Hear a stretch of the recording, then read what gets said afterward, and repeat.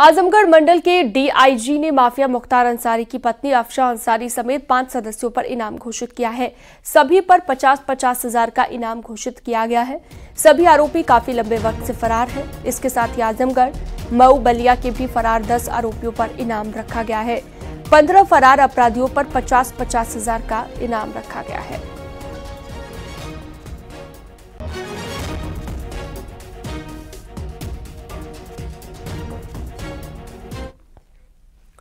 अतीक और अशरफ हत्याकांड मामले में न्यायिक जांच आयोग की टीम ने सदन में रिपोर्ट पेश कर दी है। न्यायिक जांच आयोग की रिपोर्ट में यूपी पुलिस को क्लीन चिट दिया गया है। रिपोर्ट में कहा गया है कि पुलिस की तरफ से कोई लापरवाही नहीं बरती गई थी।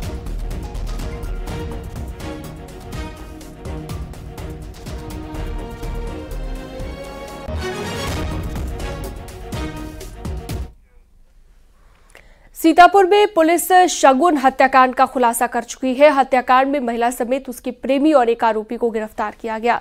हत्या में इस्तेमाल चाकू और बाइक भी मिली है।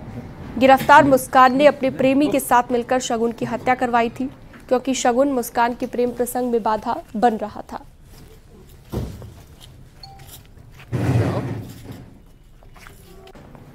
योजना बनाकर 22 तारीख को मृतक शगुन को इस अभियुक्ता के माध्यम से बुला के और मोहित एवं रंजीत, जो कि थाना संडीला क्षेत्र हरदोई के रहने वाले हैं, इन लोगों ने चाकू से गला रेत कर उसकी हत्या कर दी। इनकी निशादेही पर चाकू का फाल और एक मोटरसाइकिल जिससे लोग आए थे हत्या खारिज करने, इसकी बरामदगी की गई है।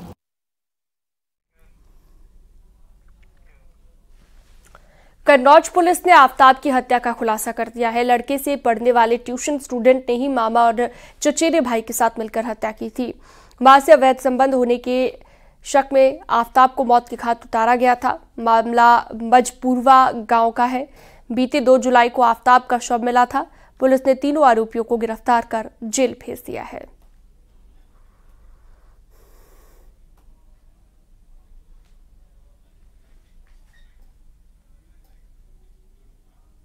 गोसाईगंज क्षेत्रांतर्गत मजपुरवा गांव में 2 तारीख को एक अज्ञात शव की सूचना प्राप्त हुई थी, जो वहां के एक आम के बगिया में जो ट्यूबवेल था उसमें शव बरामद हुआ था, जिसकी शिनाख्त आफताब के रूप में हुई थी, जो मजपुरवा गांव का रहने वाला था। आज थाना गोसाईगंज पुलिस ने सफलतापूर्वक घटना का अनावरण करते हुए 3 अभियुक्तों की गिरफ्तारी की गई है। कानपुर में 2 दिन से लापता मासूम का शव परिवार के चचेरे जेठ के पशुबाड़ा में जमीन पर गड़ा हुआ मिला है। परिजनों की सूचना के बाद पुलिस मौके पर पहुंची और जांच पड़ताल शुरू की। मामला सचेती थाना क्षेत्र का है।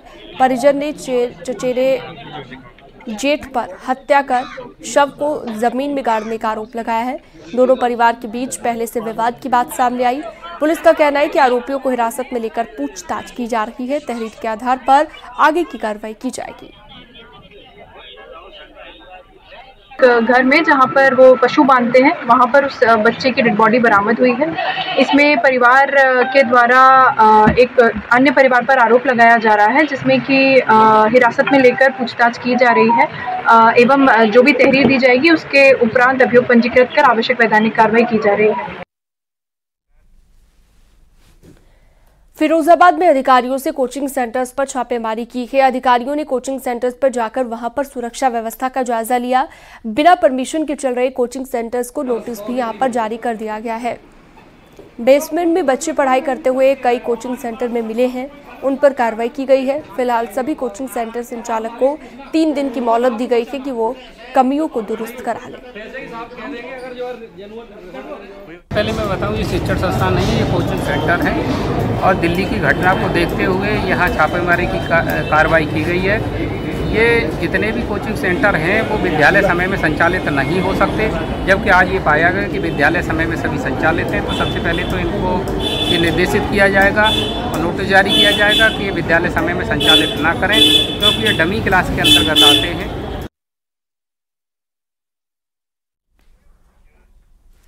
उन्नाव में बिना एनओसी के चल रहे निजी अस्पताल और होटल पर प्रशासन के खिलाफ एक्शन शुरू हुआ है, जहां पर सुरक्षा के लिहाज से फायर विभाग ने अस्पतालों को फायर सेफ्टी को लेकर पहले नोटिस जारी किया था।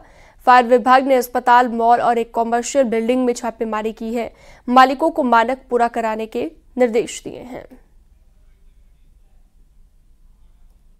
दरअसल डीएम साहब की, जिलाधिकारी महोदय की ओर से एक कमेटी गठित की गई है, जिसमें हमारे श्रीमान मुख्य अग्निशमन एसडीएम साहब और सीओ साहब, और उसमें दो स्तरीय में है, जिसमें तहसीलदार साहब, मैं और जो है संबंधित थानाध्यक्ष, इनके माध्यम से कम जिले के 3 जो है ऐसे जो संवेदनशील हैं या प्रतिष्ठित संस्थान हैं, उनके संदर्भ में उनकी अग्निशमन व्यवस्था क्या है, क्या नहीं है, उनके संदर्भ में एक कमेटी के तहत रिपोर्ट देंगे।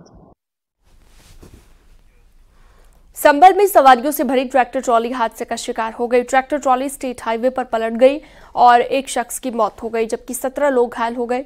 5 घायलों को हायर सेंटर रेफर कर दिया गया। घटना गांव सैंजना की है। राजघाट से वापस जा रहे लोगों से भरी ट्रैक्टर ट्रॉली पलट गई। बाइक सवार को बचाने के चक्कर में यह हादसा हुआ और सभी ट्रॉली सवार बदायूं के रहने वाले बताए गए।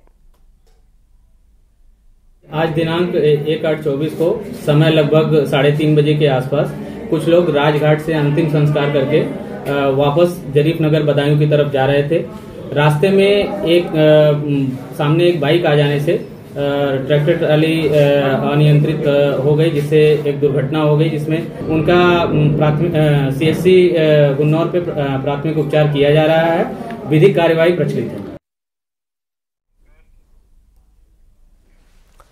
कन्नौज में अरबाज हत्याकांड में पुलिस ने बिच्छू गैंग के एक और गुर्गे को गिरफ्तार कर लिया है। हत्याकांड में अब तक 11 आरोपियों की गिरफ्तारी हो चुकी है और स्विमिंग पूल में नहाने के विवाद में अरबाज की पीट कर हत्या कर दी गई थी। पुलिस ने 15 आरोपियों के खिलाफ मामला दर्ज किया था। आज मुखबिर की सूचना पर एक और आरोपी गोविंद को गिरफ्तार कर लिया गया है। गोविंद अरबाज को पीटने वाले वायरल वीडियो में दिखाई दे रहा था।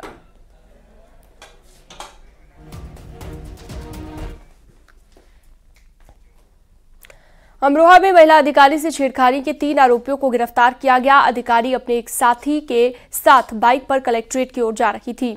इस दौरान पीछे से आए कार सवार लड़कों ने अश्लील हरकत की तस्वीर खींची और लगातार पीछा करते रहे। विरोध करने पर मारपीट भी यहां पर की गई थी।